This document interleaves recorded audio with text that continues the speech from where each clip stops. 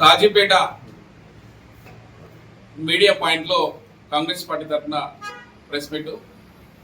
ఎందుకంటే పదే పదే బీఆర్ఎస్ నాయకులు, గౌరవ మాజీ శాసనసభ్యులు వినయ్ భాస్కర్ గారు, అలాగే మిగతా టీఆర్ఎస్ పార్టీ నాయకులు కాజీపేట పట్టణంనే పదే పదే ప్రెస్ మీట్లు పెట్టడం జరుగుతుంది.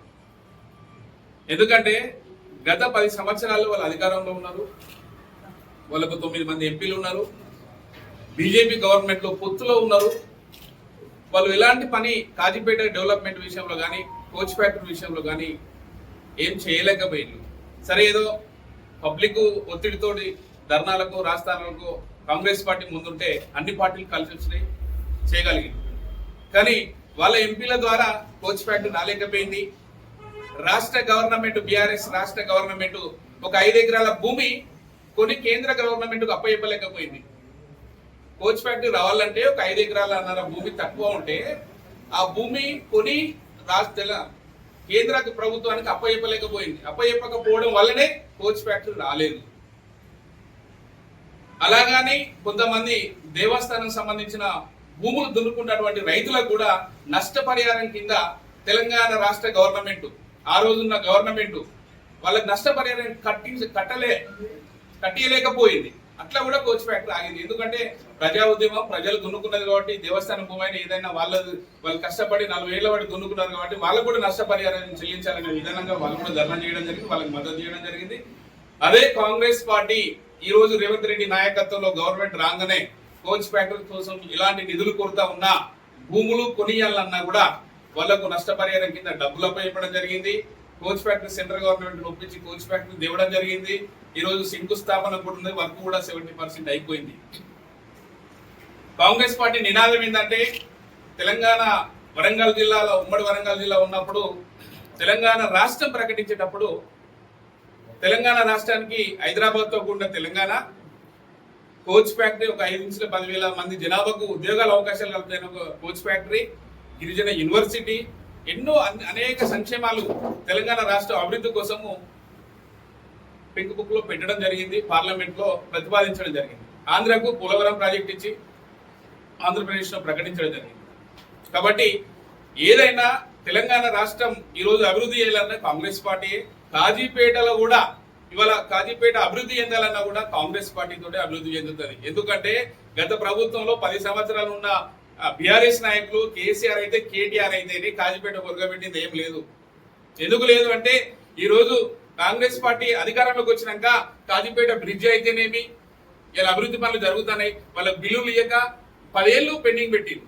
ఇలా కాంగ్రెస్ పార్టీ అధికారంలోకి వచ్చినాక 15 కోట్ల 14 కోట్ల రూపాయలు చెల్లించడం జరిగింది. చురుకుగా పనులు జరుగుతున్నాయి, శంకుస్థాపనకు దగ్గరలో ఉన్నారు. అలాగే కాజీపేట 30 పడకల ఆసుపత్రి శాంక్షన్ చేసి ఆరోగ్య శాఖ మినిస్టర్ తీసుకొచ్చి ఓపెన్ చేసిన బీఆర్ఎస్ నాయకులు ఇప్పటి వరకు హాస్పిటల్ లేదు అక్కడ. ఆ హాస్పిటల్ మా రాష్ట్ర ఆరోగ్య శాఖ మినిస్టర్ దామోదర్ నరసింహరావు గారికి, మా ఎమ్మెల్యే, స్థానిక ఎమ్మెల్యే నాయని రాజేందర్ రెడ్డి గారు ప్రతిపాదనలు పంపి దానికి కొన్ని కోట్ల రూపాయలు శాంక్షన్ చేయించి హాస్పిటల్ ఓపెన్ చేయడానికి త్వరలో హాస్పిటల్ ఓపెన్ అవుతుంది కాజీపేటలో. ఈ కాజీపేటకు అన్యాయం జరిగింది బీఆర్ఎస్ 10 సంవత్సరాల గవర్నమెంట్ లో. మేము అధికారంలో, మేము కార్పొరేటర్ ఉన్నాము, ఎన్నిసార్లు ప్రతిపాదనలు ఇచ్చినా మా ప్రతిపాదనలు పట్టించుకోలేదు. ఇవాళ మేము వాళ్ళు పట్టించుకుని పనులు ఖచ్చితంగా నాయని రాజేందర్ రెడ్డి గారి ఆధ్వర్యంలో, మా తెలంగాణ ప్రభుత్వం, ప్రజా ప్రభుత్వం, రేవంత్ రెడ్డి గారి నాయకత్వంలో ఖచ్చితంగా కాజీపేట అభివృద్ధి చెందాలంటే కాంగ్రెస్ పార్టీతో అవుతుంది. ఇవాళ 30 పడకల హాస్పిటల్ తీసుకురాగలిగినాం. ఇవాళ సోమిడి రోడ్డు 10 ఏళ్ళు కార్పొరేటర్ గా మేము ఉన్నా కూడా ఎన్నోసార్లు అడిగిన, ప్రతిపాదన పెట్టినా ₹1 ఇవ్వలేదు, ₹1,00,000 కూడా ఇవ్వలేదు. కార్పొరేటర్ ఫండ్ తోటి 50 లక్షల రూపాయలు కొబ్బరికాయ కొడితే కూడా పనులు జరగని టైం అప్పుడు. అట్లాంటిది రాజేందర్ రెడ్డి గారు గెలవంగానే 4 కోట్ల నుంచి 5 కోట్ల రూపాయల ఫండ్ తీసుకొచ్చి ఇవాళ సోమిడి రోడ్డు సిటీ లుకింగ్ కావాలి కాజీపేట అనే ఉద్దేశంతో సోమిడి నుంచి, కాజీపేట నుంచి సోమిడికి రోడ్డు తీసుకురావడం జరిగింది. సంబంధించి జీఎం గారితో కూర్చొని ఒక 1 acre land Kazipet bus stand కి ఏర్పాటు చేయడం కోసం ప్లస్ కేటాయించింది. 1 ఎకరం మనం ఇస్తే వాళ్ళకి 4 ఎకరాలు 5 ఎకరాల ఖమ్మంలో ఇస్తున్నాం ఈరోజు. అంటే ఒక ఎమ్మెల్యే నాయని రాజేందర్ రెడ్డి గారు ముఖ్యమంత్రితో సనువుగా మాట్లాడగలుగుతారు కాబట్టి ఇలా చేయగలుగుతున్నారు ఫండ్. ఇలా హన్మకొండ అభివృద్ధి పనులు ముందుకు పోతున్నది. తెలంగాణ రాష్ట్రంలో కాంగ్రెస్ ప్రభుత్వం అభివృద్ధి పనులు ఎంతో వేగవంతంగా ముందుకు పోతున్నాయి.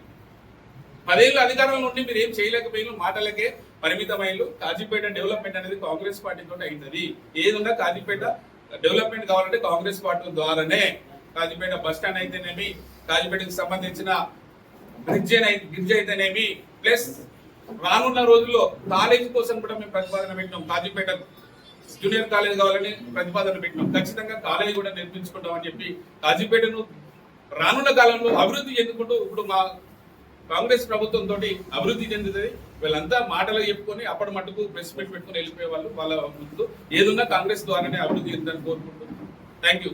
అవకాశం ఇచ్చిన వీడియో మిత్రులకు ధన్యవాదాలు.